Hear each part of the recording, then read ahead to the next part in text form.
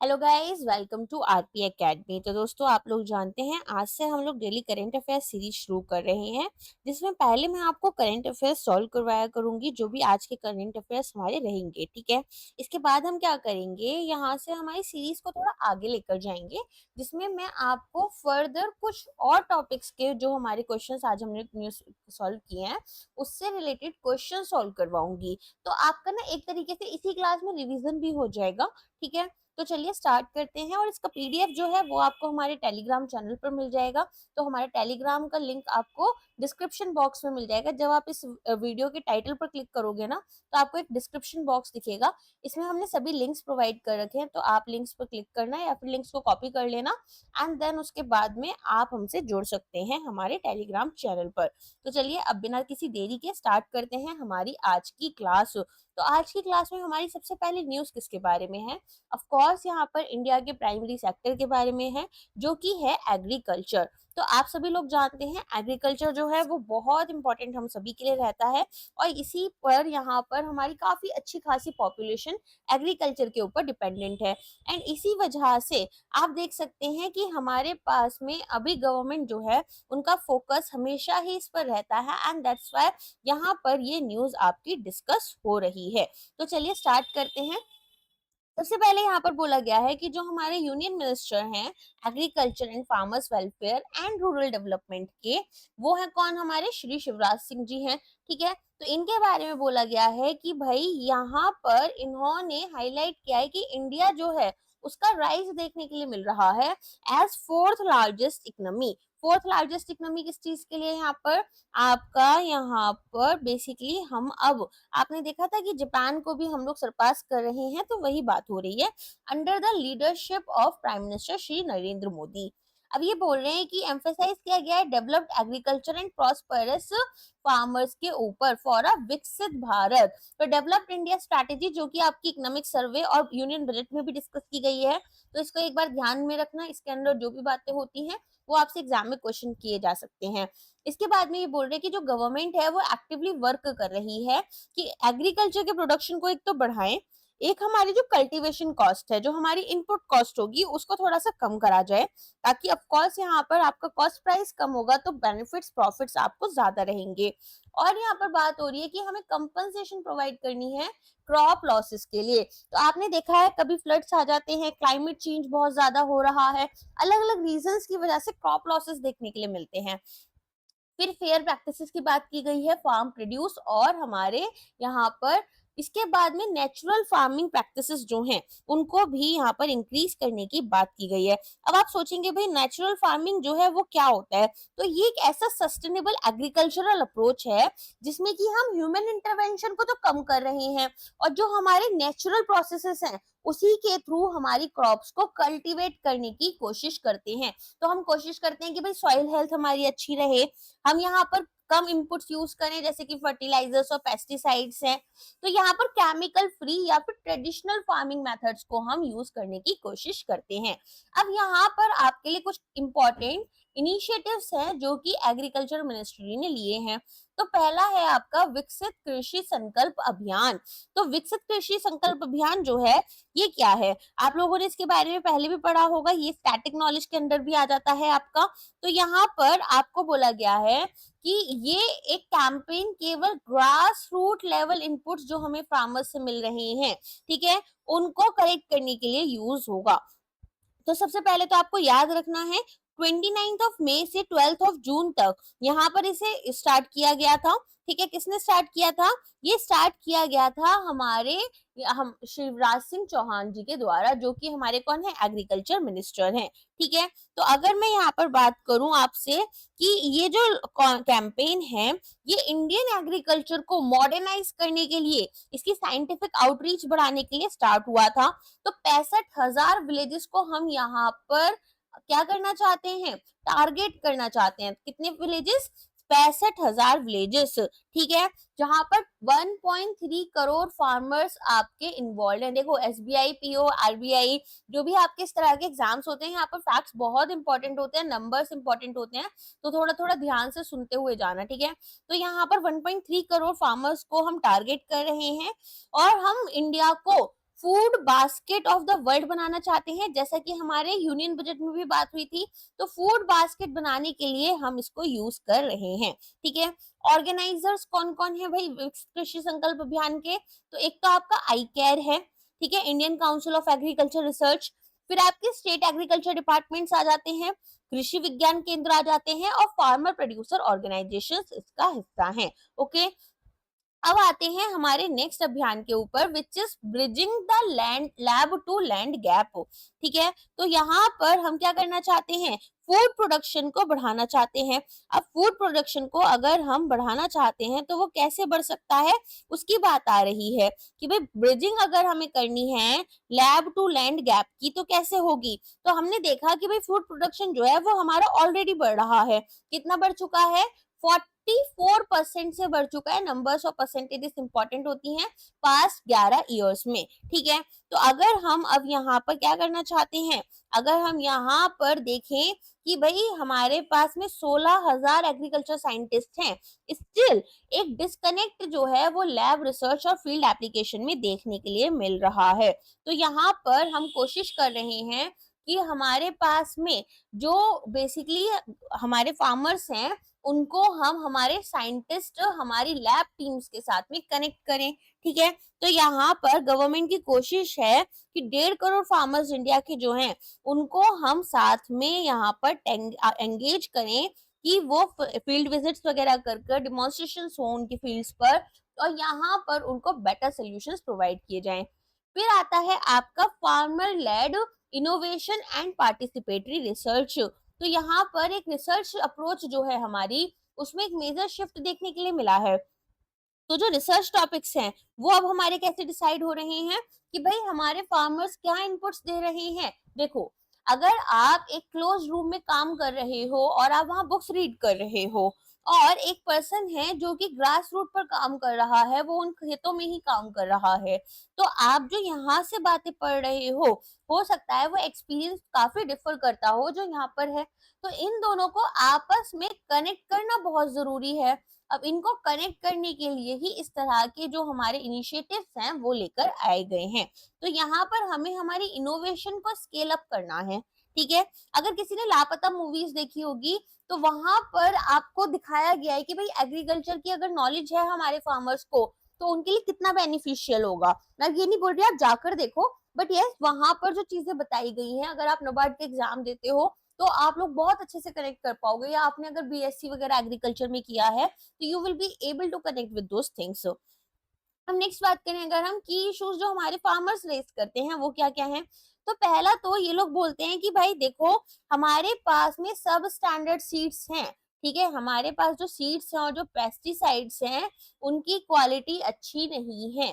तो आपको पता होगा यूके, यूएस, स्पेशली यूएस से, इजराइल से जो सीड्स आते हैं, सीड्स की क्वालिटी बहुत अच्छी होती है। अब ये ऐसा समझो कि एक यहाँ पर इम्ब्रियो है, एक बच्चा है जिसको बहुत बीमारियां हैं, और एक हेल्दी बच्चा है। तो जब वो हेल्दी बच्चा बड़ा होगा तो उसकी स्किल्स ज्यादा होंगी, वो यहाँ पर ज्यादा काम कर पाएगा।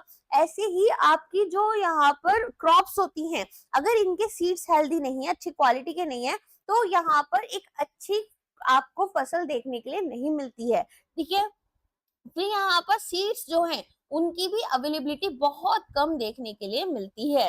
तो इसी वजह से यहाँ पर एक कॉम्प्रिहेंसिव वर्कशॉप की बात की गई है, फार्मर्स, यूनिवर्सिटीज और अदर स्टेक होल्डर्स के बीच में हुई है, ठीक है। फिर यहाँ पर फोकस किया गया है सोयाबीन प्रोडक्टिविटी पर। अब आपको पता है इंडिया में प्रोटीन डेफिशिएंसी बहुत ज्यादा देखने के लिए मिलती है, और प्रोटीन के लिए क्योंकि इंडिया में वेजिटेरियन जनता ज्यादा है तो वो किस पर डिपेंड करती है, पल्सेस पर डिपेंड करती है।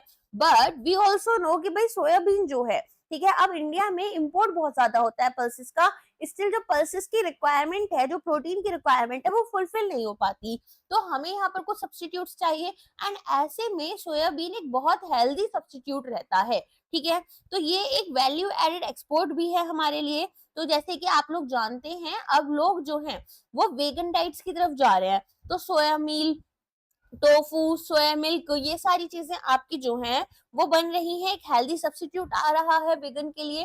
तो हमारे पास में अगर सोयाबीन की प्रोडक्टिविटी जो है वो बढ़ जाती है तो हमारे एक्सपोर्ट्स भी बढ़ जाएंगे और यहाँ पर प्रोटीन की जो डेफिशिएंसी है वो भी कम होने के देखी जाएगी। तो अगर हम बात करें 20 क्विंटल्स पर एकड़ इंडिया में इस टाइम पर सोयाबीन का जो प्रोडक्शन है वो हो रहा है। आगे बात करें upcoming research and technological interventions की, तो यहाँ पर रिसर्च की जा रही है कि भाई हम फोकस कर पाए, किस चीज पर फोकस करना चाहते हैं हम, यहाँ पर फोकस हमारा रहेगा कि भाई हम पर हेक्टेयर प्रोडक्टिविटी को अपनी इंक्रीज करें। ठीक है, तो जीनोम एडिटिंग की बात हो रही है कि भाई हमें सबसे पहले तो जीनोम एडिटिंग करनी होगी। अब जीनोम एडिटिंग क्या है कि आप यहाँ पर अपनी जो फसलें हैं, जो आप यहाँ पर अपने बीज वगैरह उगा रहे हो, उन बीज में ही पहले से ही जेनेटिक एडिटिंग कर दोगे, जिससे कि यहाँ पर जो डिसीज उनको है वो थोड़ी सी डिजीज रेजिस्टेंट बन जाए। ठीक है, तो रूट रॉट डिसीज जो है उसको टैकल करना है हमें सोयाबीन में। अगर आप नबार्ड का एग्जाम दे रहे हो तो ये इंपॉर्टेंट हो जाता है, एग्जाम आपके पास में ऐसे क्वेश्चंस आते हैं कि भाई सो एंड सो डिसीज किससे रिलेटेड है, तो रूट रॉट डिसीज हमारी है। इसे आप एक बार जाकर पढ़ लेना क्या सिम्टम्स होते हैं, तो आपको हेल्प हो जाएगी। फिर बात हो रही है मैकेनाइजेशन हमें करना है ताकि हम एग्रीकल्चरल लेबर शॉर्टेज को यहाँ पर टैकल कर पाए। अब आपको पता है दो हमारे पास में काफी ज्यादा लोग इन्वॉल्व हैं, बट क्योंकि एग्रीकल्चर बहुत अच्छा प्रॉफिट नहीं दे रहा है, कोविड के टाइम पर दिया था बट उसके बाद में फिर से हम लोग वहीं पर आते जा रहे हैं वापस, तो यहाँ पर इसीलिए जरूरी है कि हम मैकेनाइजेशन की तरफ जाएं। इसके बाद में डिजीज रेजिस्टेंट क्रॉप्स वेराइटीज हमें लेकर आनी है, ऐसी वेराइटीज लेकर आनी है जो कि यहाँ पर जो पुरानी हमारी डिसीज हैं जिनसे ज्यादातर क्रॉप्स अफेक्ट हो रही हैं उससे खुद को बचा पाए। सीड का अच्छा ट्रीटमेंट करना है और अर्ली डिसीज आइडेंटिफिकेशन करना है ताकि तुरंत हम इनको दवाई वगैरह जो भी लगाना पड़ रहा है वो लगाएं और हमारी फसलें सही हो जाए। फ्यूचर क्रॉप और साइंटिफिक अगर स्पेसिफिक कंसल्टेशंस की बात करें तो यहाँ पर आप क्या देखोगे कि अपकमिंग स्टेट लेवल कंसल्टेशंस जो है वो हमारी मेजर क्रॉप्स के लिए हो रही हैं। तो हम कॉटन के लिए क्या कर रहे हैं, कोयम्बतूर की तरफ जा रहे हैं, शुगर केन के लिए हम मेरठ की तरफ, पल्सेस के लिए कानपुर, और यहाँ पर हमारे पास में प्रोडक्टिविटी को हम बूस्ट करने की कोशिश कर रहे हैं।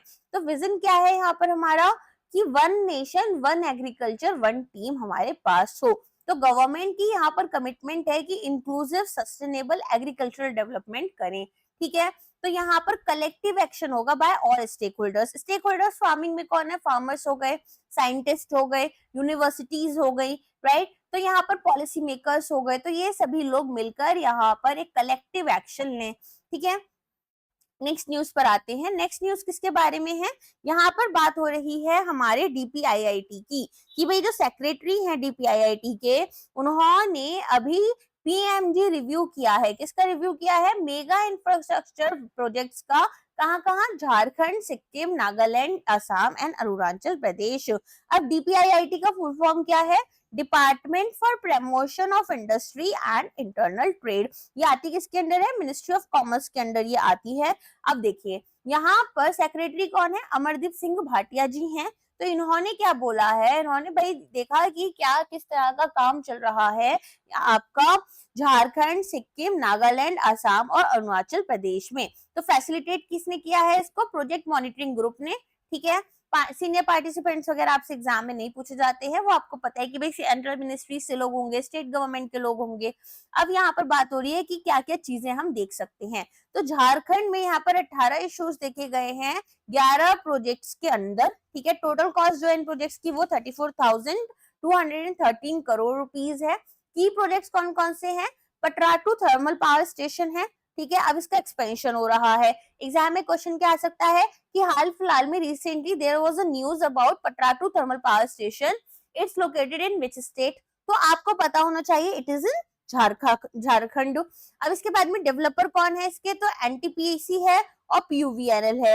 अगर हम बात करें कैपेसिटी की तो 2400 मेगावाट इसकी कैपेसिटी है। टेक्निकल अगर हम बात करें तो सुपर क्रिटिकल यहाँ पर टेक्नोलॉजी हम यूज कर रहे हैं। वाटर सोर्स जो है वो है नलकारी डैम। ठीक है, और कोल जो है वो मिल रहा है इनको एनटीपीसी के कैप्टिव ब्लॉक से। तो आपसे क्वेश्चन क्या हो सकता है कि भाई नलकारी डैम और या फिर पटकाटू थर्मल पावर स्टेशन ये कहाँ पर प्रेजेंट है। अब आते हैं सिक्किम पर। तो सिक्किम में आप देख सकते हैं कि यहाँ पर हमारे पास कुछ की प्रोजेक्ट्स हैं, जैसे कि कोहिमा बाईपास रोड है जो कि आती है NHIDCL के अंडर। तो यहाँ पर इन सबको हम कवर कर रहे हैं, डीकंजेस्ट करना चाहते हैं कोहिमा को, कनेक्टिविटी को बूस्ट करना चाहते हैं। आपको पता है सिक्किम किसके अंदर आती है? चिकन नेक के अंडर आती है ना। तो चिकन नेक आपको पता है क्या है? किसी को चिकन नेक कॉरिडोर के बारे में पता है? देखो, चिकन नेक कॉरिडोर एक सिलीगुड़ी कॉरिडोर भी इसको हम बोलते हैं। तो एक बहुत ही नैरो स्ट्रिप है जो कि यहाँ पर आपकी वेस्ट बंगाल की साइड से आती है, ठीक है। तो यहाँ पर नेपाल, बांग्लादेश और हमारा क्या है, यहाँ पर भूटान जो है, इन सबके बीच में ये वो रहता है, एक कनेक्टिविटी एक तरीके से हमें देखने के लिए मिल जाती है। आगे समझ में। अब आती हैं हम आगे की क्वेश्चंस पर। हमारे पास में आगे की क्या न्यूज है, तो असम में भी एक प्रोजेक्ट है जिसकी बात हो रही है, ठीक है। इसके अलावा यहाँ पर अरुणाचल प्रदेश का टोटल कॉस्ट कितना है? 33,469 करोड़ रुपीस है। इसके अलावा यहाँ पर जो टोटल कॉस्ट आपकी इन्वॉल्व है वो हमने देख ली। की प्रोजेक्ट्स कौन से हैं? दिबांग हाइड्रो पावर प्रोजेक्ट, ठीक है। ये रिवर का है, हमारा ब्रह्मपुत्र जो है उसकी एक क्या है, यहाँ पर ट्रिब्यूटरी है दिबांग, ठीक है। तो दिबांग के बारे में भी आपको पता होना चाहिए। रिवर्स वगैरह भी आपसे अक्सर एग्जाम में पूछ ली जाती हैं कि भाई दिबांग कौन सी रिवर है, कहाँ पर है, ये वाइल्ड लाइफ सेंचुरी किधर आती है। तो यहाँ पर एक दिबांग के बगल में ही आपकी वाइल्ड लाइफ सेंचुरी भी है। तो दिबांग रिवर ब्रह्मपुत्र की एक ट्रिब्यूटरी है और इसके आसपास आपको वाइल्ड लाइफ सेंचुरी भी देखने के लिए मिल जाती है। तो दिबांग वैली बहुत इंपॉर्टेंट आपके लिए हो जाती है। नेक्स्ट अगर हम बात करें यहाँ पर प्राइवेट सेक्टर प्रोजेक्ट्स को भी इन्होंने रिव्यू किया है, जिसमें कि आपका आता है जियो एनप्रो पेट्रोलियम लिमिटेड, ठीक। अब इंडियन नेवी की बात हो रही है कि भाई इंडियन नेवी जो है उन्होंने IONS वर्किंग ग्रुप मीटिंग अपनी बिठाई है ऑन मैरीटाइम सिक्योरिटी।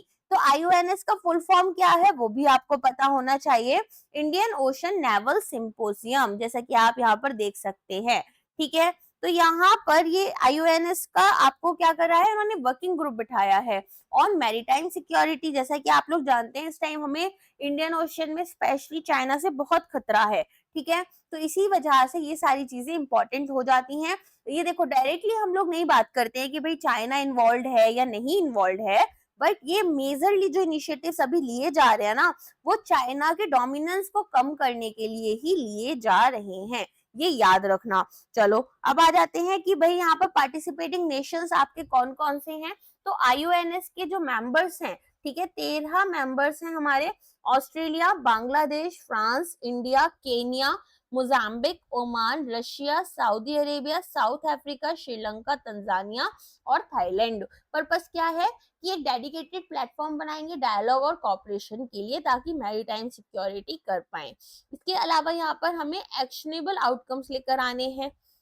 की हाइलाइट्स क्या है? रेयर एडमिरल निर्भया बापना, ठीक है, ये चीफ हैं हमारे नेवल स्टाफ के, असिस्टेंट चीफ हैं।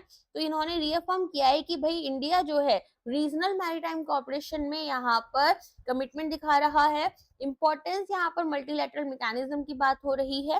भाई करेंट मैरीटाइम थ्रेट्स जो देख रहे हैं वही है, चाइना की ही बात है मेन, ठीक है। तो यहाँ पर इसको एक सेफ, सिक्योर और स्टेबल इंडियन ओशन रीजन बनाया जा रहा है।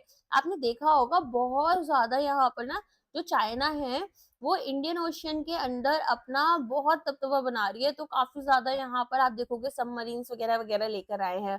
अब आप बहुत सारे लोगों को ऐसा कंफ्यूजन अगर है कि भाई इंडियन ओशन जो है वो पूरा का पूरा इंडिया का है, तो नहीं, कोई भी सी जो होता है उसमें हमें नॉटिकल माइल्स में बताया जाता है कि कितने नॉटिकल माइल्स यहाँ एक कंट्री के पास में रहेगा, ठीक है। तो अगर हम बात करें कि भाई इंडिया को या फिर बाकी कंट्रीज के लिए कितना इंडियन ओशियन में हिस्सा रहता है, ठीक है, तो ये आई थिंक 9 या 12 इन दोनों में से कोई एक नंबर है, मैं बहुत ज्यादा श्योर नहीं हूँ, थोड़ा सा कंफ्यूजन है मुझे, बट मैं कल बता दूंगी आपको इसके बारे में।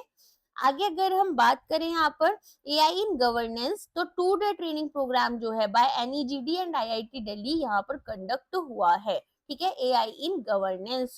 तो NEGD national e governance division है ministry of electronics and IT की। डिपार्टमेंट यहाँ पर जो था इसका वेन्यू है department of management studies IIT Delhi. तो IIT दिल्ली में ये कंडक्ट हुआ है, ठीक है। चलो अब इसमें इंपॉर्टेंट चीजें क्या हैं कि यहाँ पर कैपेसिटी बिल्डिंग फेज 3 लेकर आए हैं हम अंडर डिजिटल इंडिया प्रोग्राम।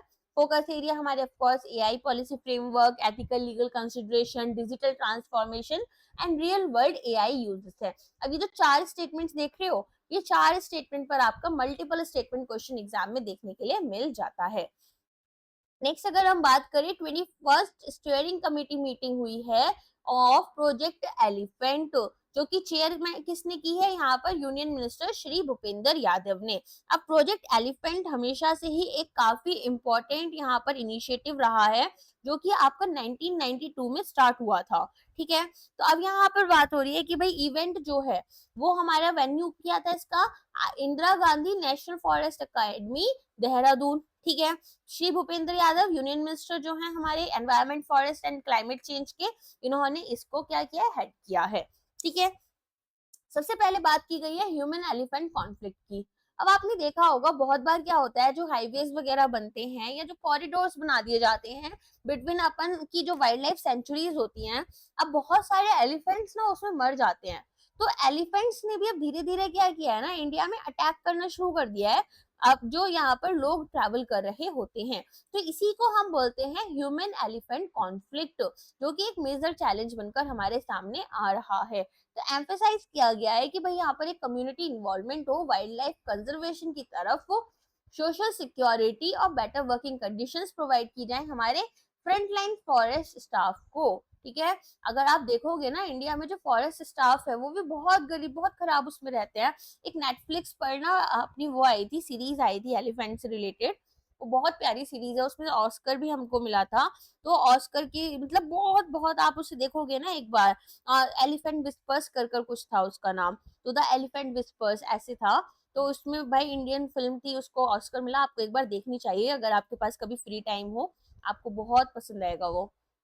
चलिए, नेक्स्ट अगर हम बात करें यहाँ पर मिनिस्टर्स का की मैसेजेस क्या है, तो लोकल कम्युनिटीज जो हैं उनको एक्टिव पार्टनर्स होना चाहिए कंजर्वेशन में, specially in conflict prone areas. ठीक है, अब यहाँ पर क्या बोल रहे हैं, यहाँ पर बोल रहे हैं कि हमने इम्प्रूवमेंट दिखानी है हमारी अवेयरनेस जनरेशन में, कि भाई यहाँ पर कोलैबोरेशन होना चाहिए किसके बीच में, एक तो आपका सेकॉन के बीच में। सेकॉन क्या है, सलीम अली के बारे में सुना है आपने, सेकॉन जो है वही उसकी बात हो रही है कि भाई यहाँ पर जो हमारा क्या है, Salim Ali centre for ornithology and natural history, एक तो इसके साथ में, एक हमारा आईआईएफएम के साथ में, एक डब्ल्यूआईआई और स्टेट फॉरेस्ट ट्रेनिंग इंस्टीट्यूट, इन सब के बीच में कोलैबोरेशन हमें करना है। और यहाँ पर हमें क्या देखने के लिए मिला है कि भाई सिस्टमैटिक डेटा कलेक्शन की बात की गई है कि एलिफेंट डेथ्स के ऊपर आप लेकर आओ, जैसे कि अब कितनी नंबर ऑफ रेल डेथ्स यहाँ पर हो रही हैं, बहुत बार रेल्स गुजर रही होती हैं और स्पीड में आती हैं और एलिफेंट जो होते हैं वो ट्रैक पर खड़े हो जाते हैं, स्पेशली ऐसा नाइट में हो जाता है, जिसकी वजह से उनकी डेथ हो जाती है। तो हमें ऐसी चीजों से खुद को प्रिवेंट करना होगा। एम्फेसाइज करना है नॉलेज शेयरिंग पर, scaling best practices among states and institutions. Okay, इसके अलावा रीजनल एक्शन प्लान की बात की गई है, और आपका यहाँ पर बोला गया है कि 3452.4 किलोमीटर जो है रेलवे स्ट्रेच यहाँ पर सर्वे किए गए हैं, जिसमें कि 77 हाई रिस्क एरियाज मिले हैं हमें एलिफेंट्स के लिए। डीएनए प्रोफाइलिंग की गई है जो कैप्टिव एलिफेंट्स है उनके लिए। ठीक है, इसके अलावा कैप्टिव एलिफेंट्स क्या है भाई, कुछ लोग यहाँ पर क्या करते हैं ना, एलिफेंट्स वगैरह ले जाते हैं, फिर उनको अपना टूरिज्म वगैरह के लिए यूज करते हैं, तो बेसिकली अपना प्रेस बनाने के लिए, है ना, और उनको अच्छे से भी नहीं रखते हैं। आप देखोगे उनकी बैक वैक में बहुत इश्यूज आने लग जाते हैं, और जब वो ज्यादा थोड़े बूढ़े हो जाते हैं तो उन्हें जंगल में छोड़ जाते हैं। सिंक्रोनाइज्ड एलिफेंट पॉपुलेशन एस्टिमेशन की बात हो रही है, और मॉडल एलिफेंट कंजर्वेशन प्लान की बात हो रही है फॉर नीलगिरी एलिफेंट रिजर्व, जो कि आपका दिसंबर 2025 में फाइनलाइज हो जाएगा। अब आती है बात इंपॉर्टेंट डॉक्यूमेंट्स जो रिलीज हो रही हैं, तो रिपोर्ट हमारी आ रही है एलिफेंट ट्रेन कोलिजन मिटिगेशन के ऊपर। ठीक है, तो 23 ईयर का कॉन्फ्लिक्ट स्टडी किया जाएगा आसाम, झारखंड और छत्तीसगढ़ के बीच में।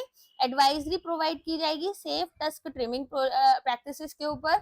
न्यू एडिशन यहाँ पर ट्रम्पेट जो है, एक न्यू एडिशन है इसका आएगा, जो कि क्या है, ट्रम्पेट है project elephants quarterly newsletter. अब आपसे पूछ सकते हैं trumpet recently seen in news is related to which of the following, तो ये आपको याद होना चाहिए, प्रोजेक्ट एलिफेंट का ये एक क्वार्टरली न्यूज लेटर है। ठीक है, 4 स्टेटमेंट्स ऐसे देंगे ना, आप कंफ्यूज हो जाओगे कि कौन सा सही है।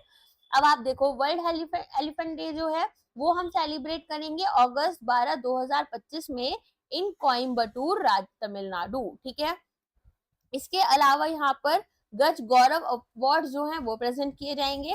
3 साल एलिफेंट ट्रैकिंग स्टडी जो है वो की जाएगी इन बांधवगढ़ टाइगर रिजर्व। इसके अलावा और क्या हो रहा है, मैनेजमेंट इफेक्टिव इवेल्युएशंस भी की जाएंगी। ठीक है, तो यहाँ पर ये थोड़ी सी इंपॉर्टेंट चीजें होती हैं जो एग्जाम में आपसे पूछ ली भी जाती हैं, तो आपको पता होनी चाहिए कि भाई किसके बारे में बात हो रही है। अच्छा, बांधवगढ़ टाइगर रिजर्व जो है वो आपको पता है कौन से एरिया में है? बांधवगढ़ टाइगर रिजर्व आपके लिए बहुत इंपॉर्टेंट होते हैं। टाइगर रिजर्व्स कहाँ पर हैं आपको पता होने चाहिए, अक्सर एग्जाम में इन पर से क्वेश्चन आ जाता है और फ्री के मार्क्स आपको मिल जाते हैं। ठीक है, ये किसके लिए फेमस है? सबसे पहले तो रॉयल बंगाल टाइगर्स के लिए ये फेमस है और कहाँ पर लोकेटेड है? मध्य प्रदेश में। ठीक है, इसके अलावा इंटीग्रेटेड कंजर्वेशन स्ट्रैटेजी ली जाएगी रिपू चिराग एलिफेंट रिजर्व के लिए। ठीक है, ये भी आपके लिए इंपॉर्टेंट है। अब क्योंकि यहाँ पर हम लोग एलिफेंट डे मनाएंगे और एग्जाम के आसपास आपकी सारी चीजें रहेंगी, तो आपके लिए ये भी बहुत इंपॉर्टेंट हो जाता है कि भाई आपको पता हो इनकी लोकेशन कहाँ पर है, किस तरीके से है। ठीक है, तो यहाँ पर रिपू चिरांग की अगर हम बात करें एलिफेंट रिजर्व की, ये कहाँ पर है आपका? ये है आपका वेस्टर्न असम की तरफ। ठीक है, तो असम में याद रखना मानस टाइगर रिजर्व है ना, उसका ही ये पार्ट है। ओके, मानस टाइगर रिजर्व, मानस टाइगर रिजर्व के बारे में आपने सुना होगा। चलिए, अब आती है एमएसएमई डे के बारे में। This is again very important क्योंकि गवर्नमेंट का फोकस बहुत ज्यादा एमएसएमई पर है, तो इसीलिए उद्यमी भारत इवेंट इसका नाम है। तो ये आपका जो है कब हो रहा है? 27 जून, मतलब आज के डे में है, और इसको president of India Shrimati Draupadi Murmu जो है वो प्रिसाइड करेंगी। ठीक है, इसके अलावा पर्पस क्या है कि भाई हमें वाइटल रोल देखना है एमएसएमईज का। देखो, एमएसएमईज इंडिया में बहुत बड़ा रोल प्ले कर रही है जॉब क्रिएशन में। ठीक है, तो इंडिया की इकोनॉमिक जो ग्रोथ है उसमें इनका बहुत बड़ा और बहुत इंपॉर्टेंट रोल है। की इनिशिएटिव जो लॉन्च किए गए हैं वो आपके क्या हैं यहाँ पर कि भाई हमें एक रेजिलिएंट, कॉम्पिटिटिव और फ्यूचर रेडी एमएसएमई सेक्टर लेकर आना है। की हाइलाइट्स की अगर हम बात करें तो आप यहाँ पर देखेंगे release of post special postage stamp. ठीक है, 25 ईयर्स ऑफ सीजीटी एमएससी हमें देखने के लिए मिलेगा यहाँ पर। अचीवमेंट्स की बात करें तो 1.18 करोड़ क्रेडिट गारंटीज यहाँ पर अप्रूव की गई हैं। लॉन्च हो रहा है ऑनलाइन डिस्प्यूट रेजोल्यूशन पोर्टल। ठीक है, जो कि आपका पेमेंट रिलेटेड डिस्प्यूट जो है उन्हें रिजोल्व करने में हेल्प करेगा। इसके बाद में हम speedy, remote and cost effective resolutions लेकर आएंगे। एमएसएमई हैकाथॉन होगा, आपको रिजल्ट्स आए हैं यहाँ पर 4.0। ओके, तो वो भी आपको बताए जाएंगे। ठीक है, तो एमएसएमई चैंपियन स्कीम है आपकी इंक्यूबेशन कंपोनेंट से रिलेटेड, इसकी बात हो रही है। फाइनेंशियल सपोर्ट की अगर हम बात करें तो वो भी प्रोवाइड किया जाएगा, 15 लाख रुपए जो भी आपके विनर्स रहेंगे पर आइडिया। ठीक है, इसके अलावा यहाँ पर कुछ पब्लिकेशन है जैसे आपकी न्यूज लेटर्स और मैगजीन्स होती हैं। तो एमएसएमई पत्रिका एक इन हाउस जर्नल है जो कि अपडेट्स, इंसाइट्स देती है और सक्सेस स्टोरीज बताती है। इसके अलावा नो योर लैंडर बुकलेट है जिसमें कि आपको यहाँ पर अगर जैसे लोन्स वगैरह चाहिए होते हैं ना, डेट चाहिए होता है, तो ये उसके लिए आपका रहेगा। तो एमएसएमई पत्रिका के बारे में आपको पता होना चाहिए। इसके अलावा यहाँ पर नो योर लैंडर बुकलेट जो है वो किससे रिलेटेड है, ये भी क्वेश्चन आ सकता है। एमएसएमई डे आप कब सेलिब्रेट करते हो? एमएसएमई चैंपियनशिप स्कीम के बारे में 1-2 क्वेश्चंस आपके पास में आ सकते हैं। ठीक है, तो ये सब आपको पता होना चाहिए। अच्छा, एमएसएमई की डेफिनेशन आपको पता है क्या है? एमएसएमई की डेफिनेशन आपको पता होनी चाहिए कि भाई एमएसएमई जो है उसके लिए अब अगर हमें किसी भी ऑर्गेनाइजेशन को क्या करना है, यहाँ पर बताना है कि वो एक एमएसएमई है या नहीं है, तो वो हम कैसे बताएंगे? सबसे पहले अगर हम क्लासिफिकेशन की बात करें यहाँ पर, तो हमारे पास में पूरा का पूरा एक नोटिफिकेशन दिया गया था। नोटिफिकेशन इस तरह के कौन लेकर आती है? इंडियन गवर्नमेंट लेकर आती है। ठीक है, तो यहाँ पर बोला गया कि भाई अब हमारी डेफिनेशन जो है 2 अप्रैल से चेंज कर दी जाएगी। तो 2 अप्रैल 2025 में हमारी जो थी ये चेंज कर दी गई। अब एक बार मैं आपको पूरा का पूरा बता देती हूँ कि भाई न्यू डेफिनेशन हमारी क्या रहेगी, क्या हमारा यहाँ पर इसके लिए। तो एमएसएमईडी एक्ट होता है, सबसे पहले तो इतना समझो कि हमारे पास कौन सा एक्ट है, एमएसएमईडी एक्ट है। तो इनके अकॉर्डिंग माइक्रो एंटरप्राइजेस जो हैं माइक्रो एंटरप्राइजेस आपकी रहेंगी जिसमें इन्वेस्टमेंट आपकी 1 करोड़ रुपीज होनी चाहिए, 1 CR आपकी इन्वेस्टमेंट आएगी, और टर्नओवर जो है वो आपका या फिर 5 करोड़ रहे। इसके अलावा स्मॉल एंटरप्राइजेस हैं तो क्या होगा, स्मॉल एंटरप्राइजेस में आपका 10 करोड़ का इन्वेस्टमेंट है और 50 करोड़ का टर्नओवर है, ठीक। और अगर मीडियम एंटरप्राइजेस की बात करें तो 50 करोड़ की आपकी इन्वेस्टमेंट और 250 करोड़ का आपका टर्नओवर अगर है तो आप क्या बन जाते हो, आप यहाँ पर मीडियम एंटरप्राइज बन जाते हो। तो माइक्रो स्मॉल मीडियम एंटरप्राइजेस आगे समझ में, इस तरीके से हमारा इसको डिफाइन किया गया है। 1 करोड़, 5 करोड़, 10 करोड़, 50 करोड़, 50 करोड़, 250 करोड़, ठीक है। तो इस तरीके से इसको याद कर लेना, इंटू 5 करते जाना, मतलब 1 करोड़ का अगर यहाँ पर आपका इन्वेस्टमेंट है तो 5 करोड़ का आपका टर्नओवर, 10 करोड़ का इन्वेस्टमेंट है 50 करोड़ का टर्नओवर, 50 करोड़ का इन्वेस्टमेंट है 250 करोड़ का आपका टर्नओवर, ठीक है। अब याद रहेगा यह डेफिनेशन आपको। चलो नेक्स्ट आते हैं यहाँ पर, second north east geology and mining ministers conclave held हुआ, जो हो रहा है अभी 27 और 28 जून को, तो आज से स्टार्ट होगा। यहाँ पर ministry of mines, ministry of coal and government of Assam इसको कंडक्ट कर रही है। अब एग्जाम में क्वेश्चन ना इन्हीं तीनों के ऊपर आ जाता है कि यहाँ पर ये दो हैं और तीसरा कौन है, या फिर आपको दो यहाँ पर एक बता देंगे कि भाई मिनिस्ट्री ऑफ माइंस है, दूसरा कोल मिनिस्ट्री और गवर्नमेंट ऑफ एग्जाम आपको पता होना चाहिए। इस तरीके से fill in the blank based question आ जाता है कि ऑब्जेक्टिव क्या है कि मिनरल और कोल्ड पोटेंशियल जो है हमारा उसे अनलॉक करेंगे, सस्टेनेबल साइंटिफिक माइनिंग करेंगे, ईज ऑफ डूइंग बिजनेस को प्रमोट करेंगे, सेंटर स्टेट कोऑर्डिनेशन और balanced regional development. Major highlights में geological survey of India initiatives आपका आ जाता है, ठीक है। एमओयू साइन किए गए हैं central agencies and state governments के बीच में। नेशनल मिनरल एक्सप्लोरेशन ट्रस्ट जो है वो भी यहाँ पर किया गया है, ठीक है। तो 283 मिनरल ब्लॉक्स आपको देखने के लिए मिलेंगे, 161 ब्लॉक्स आपको सक्सेसफुली ऑक्शन हो चुके हैं और टोटल ऑक्शंस यहाँ पर 515 ब्लॉक्स के हो चुके हैं। कोल सेक्टर हाइलाइट्स की बात करें तो मिनिस्टर ऑफ कोल जो है वो यहाँ पर रिपोर्ट निकालेंगे on coal resource and exploration in north east region, brochure निकालेंगे कमर्शियल कोल माइनिंग के ऊपर, 5 कोल ब्लॉक्स आपके ऑक्शन होंगे नॉर्थ ईस्ट रीजन में, ठीक है। रिन्यूएबल एनर्जी के लिए देखो ये लाइन इंपॉर्टेंट है, तो एनएलसी इंडिया लिमिटेड जो है इन्होंने सेटअप करा है, अभी सेटअप करेंगे 1000 megawatt solar power capacity Assam में, ठीक है। तो ये इंडिया के 500 गीगावाट नॉन फॉसिल एनर्जी जो है बाय 2030 इसको सपोर्ट करेगा। अब आती है बात नेशनल गुड गवर्नेंस वेबिनार, जो कि आपका कब हुआ था, कल हुआ था, और इसकी यहाँ पर क्या थीम है, होलिस्टिक डेवलपमेंट ऑफ डिस्ट्रिक्ट्स। इसके ऊपर क्वेश्चन एक दो बार एग्जाम में आ चुका है, तो ये भी आपके लिए इम्पोर्टेंट होगा, ठीक है। इसके अलावा आज मेरा पेन थोड़ा खराब हो गया है तो मैं ना इस पर पेन नहीं चला पा रही हूँ, तो उसके लिए I am really sorry, but कोई बात नहीं, अभी ऐसे ही पढ़ लेते हैं, है ना। चलिए, तो ऑर्गेनाइज इसको किसने किया है, department of administrative reforms and public grievances ने।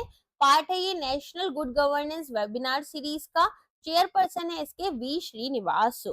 और यहाँ पर ऑब्जेक्टिव क्या है कि भाई यहाँ पर आपको डिसमिनेशन जो हमारी इंफॉर्मेशन है, ठीक है ना, और replication award winning governance initiatives के प्रमोट करने हैं। तो मान लो कोई यहाँ पर एक ऐसा इनिशिएटिव है जिसको अवार्ड्स मिले हैं, जो बहुत अच्छा परफॉर्म कर रहा है, तो उसके बारे में उसकी इंफॉर्मेशन दूसरों को प्रोवाइड करनी है और रेप्लिकेट करनी है इस तरह के इनिशिएटिव्स को।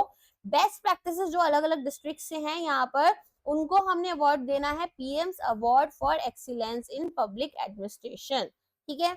तो यहाँ पर आपको अलग अलग बेसिकली लोग मिलेंगे, जैसे डीसीज मिल जाते हैं, डिस्ट्रिक्ट कलेक्टर्स, आपके आईएएस ऑफिसर्स वगैरह जो रहते हैं, state and district level officials, officials आपके लाइन डिपार्टमेंट से, and central and state administrative training institute. मान लो किसी आईएएस ने अपनी डिस्ट्रिक्ट में कोई ऐसा काम किया जिसकी वजह से वहां के लोगों का या तो इनकम बहुत अच्छा हो गया या लाइफ स्टाइल थोड़ा चेंज हो गया, है ना, कुछ इंप्रूवमेंट्स आ गए उनके लाइफ स्टैंडर्ड्स में, तो वही प्रैक्टिसेस आपको अपने यहाँ भी प्रमोट करनी है, उन्हें यहाँ पर आपको कॉपी करना है, इसके बारे में बात हो रही है। अब कुछ इनिशिएटिव्स यहाँ पर हुए।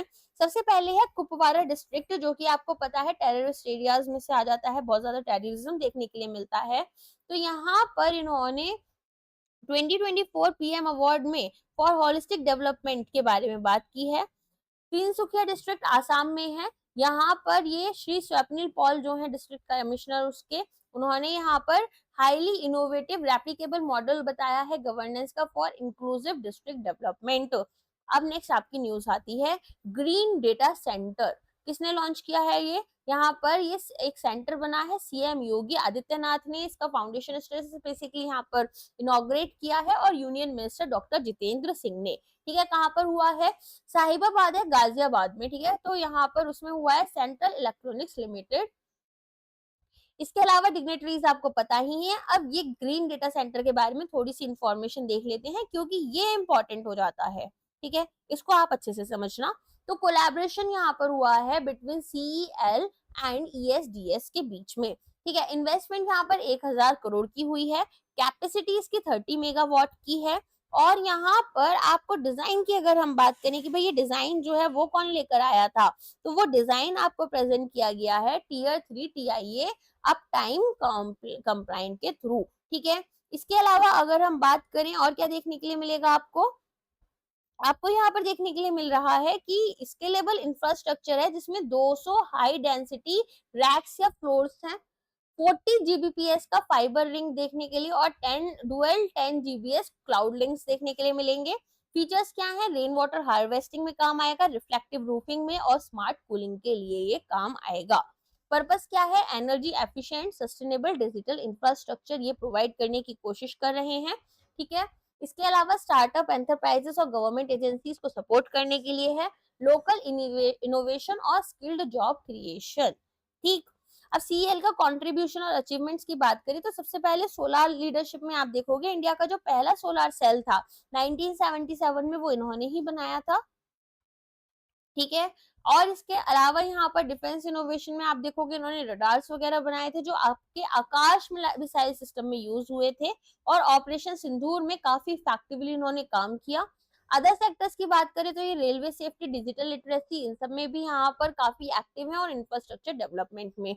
रिवाइवल स्टोरी की अगर हम बात करें तो यहाँ पर नियर इन्वेस्टमेंट था। पहले क्या हुआ, गवर्नमेंट अपने स्टेक्स बेचने वाली थी और यहाँ पर फिर सडनली इनकी आंखें खुली, इन्होंने सोचा काम कर लेते हैं वरना गवर्नमेंट इसको प्राइवेट कर देगी और ये मिनी रत्ना में कन्वर्ट हो गए। अब यहाँ पर आपको ये बात जो है थोड़ी बुरी लगी होगी, बट ऑफ कोर्स यहाँ पर ना एक दो ऐसी ऑर्गेनाइजेशंस हैं जहाँ पर लोग काम ही नहीं करना चाहते हैं। ठीक है, और जैसे ही यहाँ पर उसे प्राइवेट सेक्टर में कन्वर्ट करने की बात होती है तुरंत वो लोग अपनी एक्चुअल कैपेसिटीज दिखाते हैं कि वो किस चीज के लायक है। ओके, दूसरा, ऐसा सबके साथ नहीं है कि अब यहाँ पर कुछ बैंक है जो बहुत अच्छा परफॉर्म कर रहे हैं लेकिन स्टिल गवर्नमेंट उन्हें डिसइन्वेस्ट करना चाहती है। तो मैं पूरा गवर्नमेंट के सपोर्ट में भी नहीं हूँ और पूरा गवर्नमेंट के अगेंस्ट भी नहीं हूँ इस एक इनिशिएटिव के लिए। अब बात करते हैं डॉक्टर जितेंद्र सिंह की, तो इन्होंने कुछ अनाउंसमेंट्स की हैं। इन्होंने बोला है बायोटेक इंडस्ट्रियल पार्क बनेगा आपका लखनऊ में। स्टार्टअप कॉन्क्लेव जो है वो अब होस्ट होगी उत्तर प्रदेश में पोस्ट इंडिपेंडेंस डे। प्रेस किया है इन्होंने सीएम योगी का सपोर्ट साइंस, टेक्नोलॉजी और इनोवेशन से रिलेटेड। ठीक है, इसके अलावा इन्होंने इनॉग्रेशन जो है उसमें कोलैबोरेशन की बात की है cat building in Gomti Nagar Lucknow. Gomti Nagar वहां पर बेसिकली ऐसा पहले तो मेरे ख्याल से कॉलोनी जैसा था, अभी शायद डिस्ट्रिक्ट टाइप्स बन गए, वो बन गया है शायद से ना, एक जैसे टाउन होता है शायद, not sure. Scientific and technological highlights की बात करें तो सीएसआईआर एनआईबीआरआई जो है, ठीक है, इन्होंने अभी 108 पेटल लोटस जो हैं उन्हें डेवलप किया है। तो एनबीआरआई क्या है आपका, ये आपको पता होना चाहिए। एनबीआरआई एक बहुत ही यहाँ पर इंपॉर्टेंट इंस्टीट्यूट रहता है, नेशनल बोटेनिकल रिसर्च इंस्टीट्यूट, जो कि आपका अगेन लखनऊ में है। ठीक है, इंडियन इंस्टीट्यूट ऑफ एस्ट्रोफिजिक्स, तो यहाँ पर सूर्य तिलक फिनोमिना आपको देखने के लिए मिला। डिपार्टमेंट ऑफ एटॉमिक एनर्जी की बात करें तो 3 फेशियल फ्लज ट्रीटमेंट प्लान से पॉटी से रिलेटेड होते हैं, मतलब वेस्ट ट्रीटमेंट्स वगैरह से रिलेटेड है। ठीक है, ड्यूरिंग कुंभ मेला कि भाई आप यहाँ पर जो इतने लोग आएंगे तो फिर वो सारी चीजें हैं कि उसको कैसे वेस्ट को आप ट्रीट करेंगे। एंड इन्होंने 1.5 मिलियन टन ऑफ वेस्ट को यहाँ पर ट्रीट किया। इसके बाद में विजन एंड क्लोजिंग रिमार्क्स आपके, तो अलाइन विद विकसित भारत एट 2047। ठीक है, हमें इंडिया का एम है ना कि डेवलप्ड कंट्री में कन्वर्ट होना है डेवलपिंग से। उसके बाद में call for synergized national efforts in science, technology and innovation. फिर यहाँ पर अर्ज किया collaborative partnership between government and private sector. अब आती है बात यहाँ पर लॉन्च की कि भाई Sagarmala finance corporation limited launch किया गया है। तो सागरमाला इनिशिएटिव के बारे में आपको पता ही है, जिसमें की कोशिश क्या की गई है यहाँ पर, सागरमाला, सागरमाला क्या होता है पहले ये बताओ। सागर, सागर से रिलेटेड है ना, सागर सी हमारे, तो एक फ्लैग इनिशिएटिव था मिनिस्ट्री ऑफ पोर्ट्स का, शिपिंग एंड वाटरवेज का, कि यहाँ पर पोर्ट लेड डेवलपमेंट करनी है हमें। तो पोटेंशियल जो है वो हमारा, ठीक है, 7500 किलोमीटर कोस्ट लाइन और 40,500 किलोमीटर ऑफ नेविगेबल वाटरवेज का हार्नेस करना है, ताकि इकोनॉमिक ग्रोथ को बूस्ट कर पाए।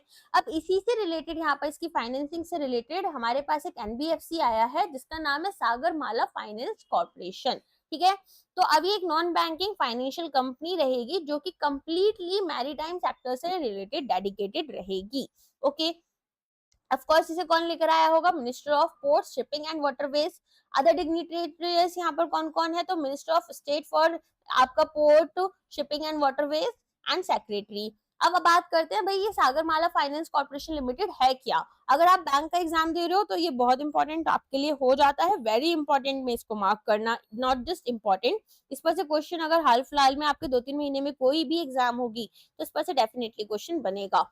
तो फॉर्मली यहाँ पर सागरमाला डेवलपमेंट कंपनी लिमिटेड इसका नाम था। अब ये एक एनबीएफसी हो गया जिसको हमने आरबीआई के साथ में रजिस्टर किया है। स्टेटस इसका है मिनी रत्ना का, category 1 central public sector enterprise. और यहाँ पर ये ट्रांसफॉर्मेटिव रोल लेकर आएंगे इंडिया के मैरीटाइम इंफ्रास्ट्रक्चर डेवलपमेंट में, ठीक है। तो मैरीटाइम अमृत काल विजन के लिए है ये। फर्स्ट सेक्टर स्पेसिफिक एनबीएफसी बना है कि भाई पहले यहाँ पर कोई भी मैरीटाइम से रिलेटेड कोई भी एनबीएफसी नहीं था, पहली बार आया है इस तरह का। और फाइनेंसिंग गैप्स जो हैं पोर्ट शिपिंग कंपनीज के लिए, उसको ये ब्रिज करने की कोशिश करेगा, यहाँ पर पैसा देगा ताकि आप डेवलपमेंट प्रोजेक्ट स्टार्ट कर पाओ। एक्सपेंड करेगा support to strategic sectors such as shipbuilding, renewable energy, cruise tourism and maritime education. Okay, तो ये यहाँ पर आपके लिए बहुत ही इंपॉर्टेंट एक इनिशिएटिव हो जाता है एंड आपको इसके बारे में अच्छे से पता होना चाहिए। नेक्स्ट अगर हम बात करें, नेक्स्ट न्यूज हमारी किससे रिलेटेड, ये शायद आज की लास्ट न्यूज रहेगी। इसके, हाँ, इसके बाद में कोई भी न्यूज नहीं है। इसका सिग्निफिकेंस एंड विजन देख लेते हैं कि भाई इसका क्या सिग्निफिकेंस है। तो एसएमएफसीएल जो है एक लॉन्ग स्टैंडिंग डिमांड यहाँ पर मैरीटाइम सेक्टर की प्रेजेंट कर रहा है फॉर डेडिकेटेड फाइनेंशियल सॉल्यूशंस। ये इंडिया का जो गोल है कि आपको एक लीडिंग ग्लोबल मैरीटाइम पावर बनना है और अचीव करना है विकसित भारत को, ठीक है। स्ट्रेंथन करेंगे नेशनल लॉजिस्टिक एफिशिएंसी को, ताकि हम यहाँ पर सस्टेनेबल डेवलपमेंट को प्रमोट कर पाए। अब आपसे क्वेश्चंस हैं यहाँ पर 10 क्वेश्चंस, जैसा कि मैंने बताया इंपॉर्टेंट है आपके लिए। तो पहला है कि विकसित कृषि संकल्प अभियान जो है इसका मेन ऑब्जेक्टिव क्या है। तो इसका मेन ऑब्जेक्टिव है यहाँ पर फार्मर इनपुट्स को कलेक्ट करना और रीजन वाइज क्रॉप स्ट्रेटेजीज को प्रमोट करना। फिर लैब टू लैंड इनिशिएटिव की बात हो रही है, हमने पढ़ा था bridging lab to land initiative. तो यहाँ पर पूछ रहे हैं कितने फार्मर्स हैं जो कि फार्मर टीम्स इंटरेक्ट करेंगी। तो यहाँ पर 13.5 मिलियन आपके फार्मर्स हैं जो कि इनके साथ इंटरेक्ट करेंगे। कितनी टीम्स के साथ में, 2170 टीम्स के साथ में। अब बात हो रही है Patratu thermal power station expansion project की, जो कि अभी यहाँ पर झारखंड के लिए देखा गया था। तो यहाँ पर पूछा कि कौन सी टेक्नोलॉजीज यूज कर रहे हैं, तो सुपर क्रिटिकल टेक्नोलॉजीज हमने देखा था ये यूज कर रहे हैं। और यहाँ पर आपके लिए मैंने एक डैम का नाम भी बताया था, बताओ कमेंट्स में कि कौन से डैम का नाम मैंने आपको बताया था। इसके बाद में state level consultation on pulses की बात हो रही है कि कौन सा स्टेट इसे होस्ट कर रहा है अंडर क्रॉप प्रोडक्टिविटी इनिशिएटिव। तो यहाँ पर स्टेट नहीं, स्टेट में आपका यूपी आ जाएगा। और अगर हम बात करें सिटी की तो कानपुर जो है वो इसको यहाँ पर कंडक्ट कर रहा है, ठीक है। कोयम्बतूर कॉटन के ऊपर और शुगर केन जो है वो आपकी मेरठ में होगी। इसके बाद में यहाँ पर बोल रहे हैं कि कौन सा एक की टॉपिक है जो कि डिस्कस नहीं हुआ है IONS working group on maritime security के ऊपर। तो पहले maritime domain awareness, regional maritime trade agreements. तो रीजनल ट्रेड एग्रीमेंट्स की बात हुई है, सिक्योरिटीज की बात हुई है, राइट। तो यहाँ पर डोमेन अवेयरनेस तो होना जरूरी है। ऑपरेशनल गाइडलाइंस की बात हुई है और काउंटरिंग मैरीटाइम थ्रेट्स, जैसे मैंने आपको बताया था। अब बात हो रही है सिग्निफिकेंस क्या है जून 27, 2025 का इन कंटेक्स्ट ऑफ एमएसएमईज। तो एमएसएमई डे हम सेलिब्रेट कर रहे हैं, जैसा कि मैंने आपको बताया था उद्यमी भारत इवेंट यहाँ पर हमारा सेलिब्रेट होगा। ग्रीन डेटा सेंटर कहाँ पर आया था आपका? साहिबाबाद, गाजियाबाद में आया था। तो पूछ रहे हैं कि भाई यहाँ पर इसके कौन से फीचर्स हैं? तो यहाँ पर smart cooling, rain water harvesting, ये सारी चीजें हम यूज कर रहे हैं। इंपॉर्टेंट टेक्नोलॉजीज की यहाँ पर बात हो रही है। नेक्स्ट क्वेश्चन है कि मैरीटाइम फोकस्ड एनबीएफसी जो है वो लॉन्च हुआ था जून 2025 में। ठीक है, तो उसका नाम क्या है? तो सागरमाला आपका फाइनेंस कॉर्पोरेशन लिमिटेड। ठीक है, तो पहला यहाँ पर मैरीटाइम सेक्टर में ये एक एनबीएफसी है जो कि आपका स्टार्ट हुआ है।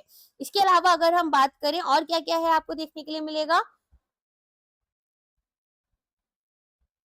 यहाँ पर 21st स्टीयरिंग मीटिंग कमिटी है आपको देखने के लिए मिलेगी ऑफ प्रोजेक्ट एलिफेंट। तो इन्होंने पूछा है कि इन्होंने इन सभी चीजों पर एम्फेसाइज किया एक्सेप्ट व्हाट। तो community involvement definitely, regional action plan for HEC, elephant tracking using drones, ये हमने अभी तक नहीं देखा है कि ड्रोन्स को हमें यहाँ पर ट्रैक करना है, किसी भी बेसिकली एलिफेंट्स को ट्रैक करना है ड्रोन्स के यूज के थ्रू, ये हमने नहीं देखा था। ओके, नेक्स्ट क्वेश्चन है यहाँ पर second north east geology and mining ministers conclave जो है वो हेल्ड हुआ था गुवाहाटी में। तो इसका एम क्या है? एम यहाँ पर पूछ रहे हैं। तो एम क्या था यहाँ पर? मिनरल और कोल पोटेंशियल जो है नॉर्थ ईस्ट रीजन का, उसको अनलॉक करने की बात हुई थी, इसीलिए हमने देखा था कि ऑक्शनिंग भी हो रही है ना। तो हम अनलॉक करेंगे मिनरल और potential in north east reason. ठीक है, आज के लिए बस इतना ही है। वीडियो पसंद आया तो लाइक बटन दबाना ना भूलें, शेयर करें इस वीडियो को अपने दोस्तों के साथ। टेलीग्राम पर पीडीएफ आपको इसकी मिल जाएगी और चैनल को सब्सक्राइब करना भी ना भूलें। Thank you so much everybody, all the very best for your exam.